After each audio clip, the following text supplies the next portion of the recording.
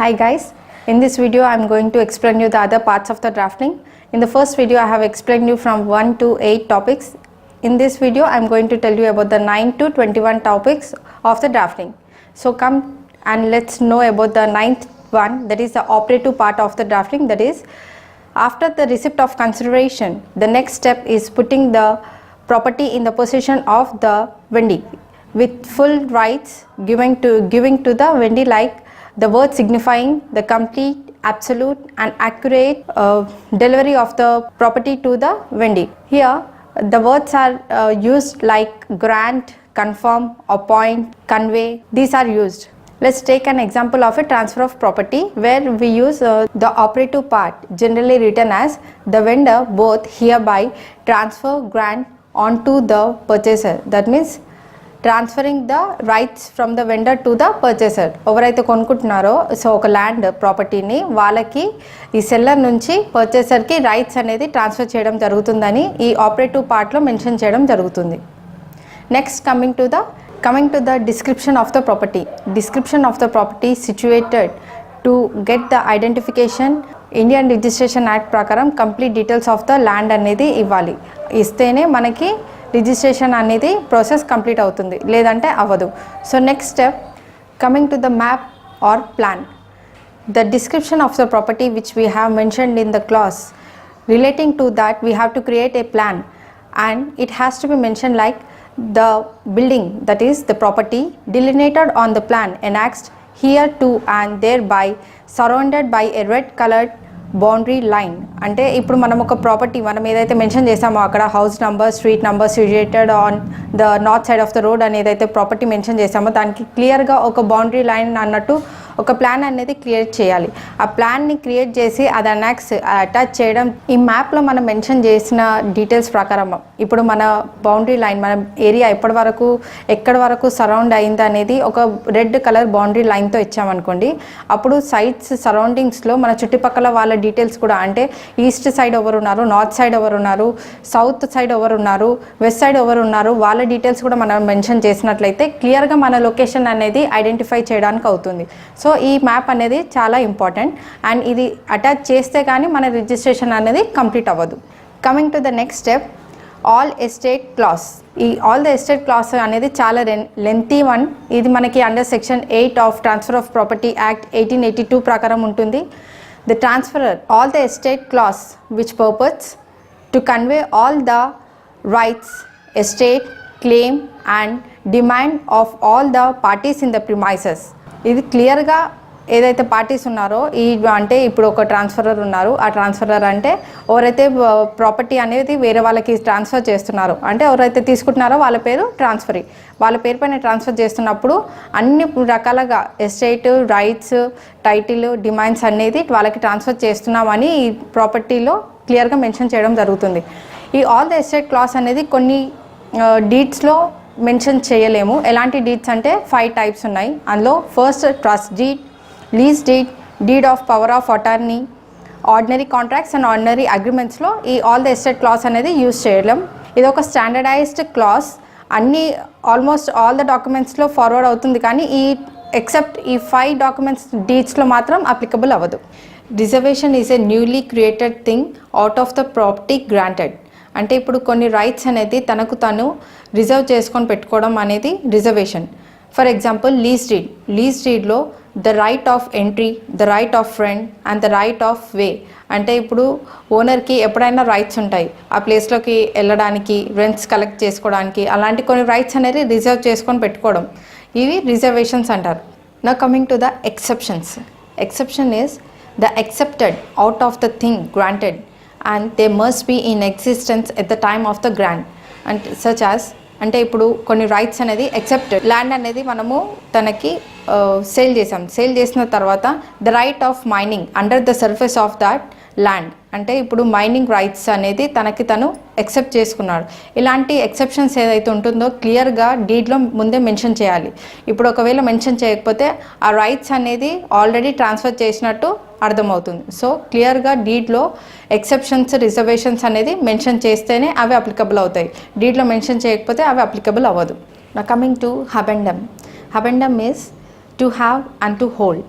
So This is a Latin word in conveyancing. This clause usually follows the granting part of the premises of the deed, which defines the extension of the ownership of the thing granted to be held by the guarantee. అయితే ఏదైతే limits అనేది మనము గ్యారంటీకి ఇస్తున్నామో అవన్నీ క్లియర్గా mention చేయడం జరుగుతుంది.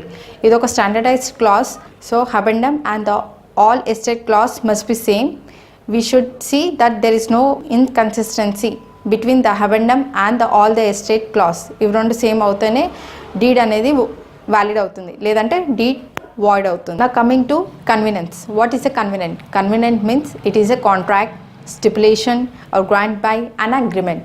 So ఇది ఎలా అంటే ఇప్పుడు మనము ఈ పార్టీస్ని మనం ఒక సేల్ డీడ్ ఉంది, సేల్ డీడ్లో మనం అగ్రిమెంట్ తీసుకున్నాం ఏంటంటే నేను నీకు ఈ ప్రాపర్టీ అనేది సేల్ చేస్తున్నాను.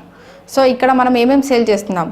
Convenient for title, convenient for the encumbrances, convenient for right to peaceful position and convenient for further allowances. ఇవన్నీ రైట్స్ అనేది ట్రాన్స్ఫరీకి మనము ట్రాన్స్ఫర్ చేస్తున్నట్టు క్లియర్గా మెన్షన్ చేయడం జరుగుతుంది కన్వీనియంట్లో. Delivery of title deeds. Under the section 55 clause 3 of Transfer of Property Act, it is the duty of the seller to transfer all the property rights to the purchaser. Like here, including all the rights from the electricity charges paid receipts to the water charges paid receipts also we have to transfer to the purchaser. It is a duty under the Transfer of Property Act. అంటే ఇక్కడ మనము ఒక పర్చేసర్కి మనము ఒక seller నుంచి పర్చేసర్కి complete title deeds అనేది ఇవ్వాలి. అంటే ఎలక్ట్రిసిటీ బిల్ పే చేసినప్పటి నుంచి వాటర్ బిల్ రిసిప్ట్స్ ఇవన్నీ ఇచ్చే రైట్స్ అనేది ఇక్కడ మెన్షన్ చేయడం జరుగుతుంది. Coming to the testimonium clause, usually this is the last and the final part of the deed. The main object of inserting this clause in an instrument to make an authentication by putting the witnesses to it. So authentication చేయడానికి అంటే verify చేసుకోవడానికి మనం witnesses అనేది ఇక్కడ insert చేయడం జరుగుతుంది. ఒక individuals ఉన్నారనుకోండి, ఎలా ఇన్సర్ట్ చేస్తామంటే in witness whereof the parties hereunto have set their hand or signatures on the day of the deed and the year first mentioned above అని ఇలా క్లియర్గా మెన్షన్ చేయడం జరుగుతుంది. ఇది testimonium clause. Okay, after this the schedule of the property. Coming to the schedule of the property, this is the description of the complete property again. Like if it is a agriculture land, it has to be mention like from the acres, how many acres it is, including the square yards and square feet. And if at all it is a vacant land, it must be specified as survey numbers, and including the cities, and if at all it is a town, then we have to mention the house number, street number and area, location, everything very clearly in this schedule of the property. అంటే ఇప్పుడు ఒక agriculture ఏరియాలో ఉంటే దానికి మనము acres, ఎన్ని square yards ఉంది, ఇవన్నీ క్లియర్గా మెన్షన్ చేయాలి. వేకెంట్ ఓపెన్ ఏరియా ఉంటే మాత్రం సర్వే నెంబర్స్ ఇవ్వాల్సి ఉంటుంది. అదే ఒక సిటీ ఆర్ టౌన్లో ఉంటే మాత్రం మనం హౌస్ నెంబర్, స్ట్రీట్ నెంబర్, ఎక్కడ ఉంటుంది అనే లొకేషన్ అనేది క్లియర్గా మెన్షన్ చేయడం జరుగుతుంది. సో ఇది schedule of the property. So after this coming to the signatures, execution of signatures. If it all it is a sale deed, then the signature of the seller is enough. And coming to the agreement, then both the parties have to sign on the document. So signature under the section 3 of clause 56 of general clauses according to 1897, if at all a person is unable to write his name, then only a grammatical word, that is variation, that is called as a mark or sign. So sign అనేది ఒక grammatical variation, అంటే చదువు రాని వాళ్ళు ఏదైనా ఒక alphabetical grammatical variation ఒక sign పెట్టడం అనేది సైన్ అంటారు.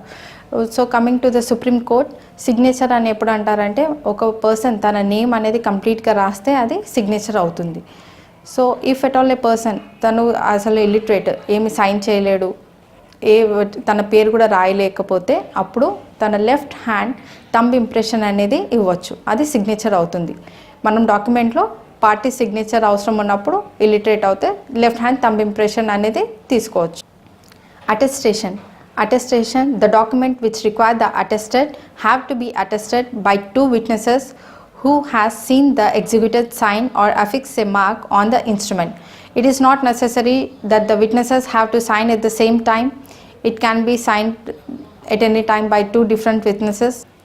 The main object of attestation is to protect the party that he is not under any undue influence, force or fraud. It is to protect the so attestation ekkada untundante the caption of witnesses will be at the left side of the deed. Witnesses అని ఉంటుంది, అక్కడ attestation అనేది చేయడం జరుగుతుంది. Now coming to the last part of the deed, that is registration. Registration is required for some documents and it is not compulsory for some documents.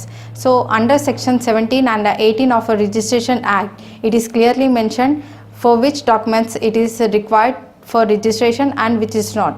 So ఇది registration అనేది అన్ని డాక్యుమెంట్స్కి compulsory కాదు, కొన్ని డాక్యుమెంట్స్కి మాత్రమే రిజిస్ట్రేషన్ అనేది కంపల్సరీ. బట్ ఏదైతే డాక్యుమెంట్స్కి registration అనేది కంపల్సరీయో ఆ డాక్యుమెంట్స్ రిజిస్ట్రేషన్ కంపల్సరీగా చేయించాలి అనేది మనకు సెక్షన్ 17 and 18లో మెన్షన్ చేయడం జరుగుతుంది. ఓకే గైస్, ఈ వీడియోలో మీకు నేను డ్రాఫ్టింగ్ సీక్వెన్స్ అనేది స్టెప్ బై స్టెప్ ఎక్స్ప్లెయిన్ చేశాను. మీకు కావాల్సిన ఇన్ఫర్మేషన్ ఈ వీడియోలో మీకు అందింది అనుకుంటున్నాను. మీకు ఈ వీడియో నచ్చినట్లయితే మా ఛానల్ని సబ్స్క్రైబ్ చేయండి, లైక్ చేయండి, షేర్ చేయండి, కామెంట్ చేయండి. And thank you for watching.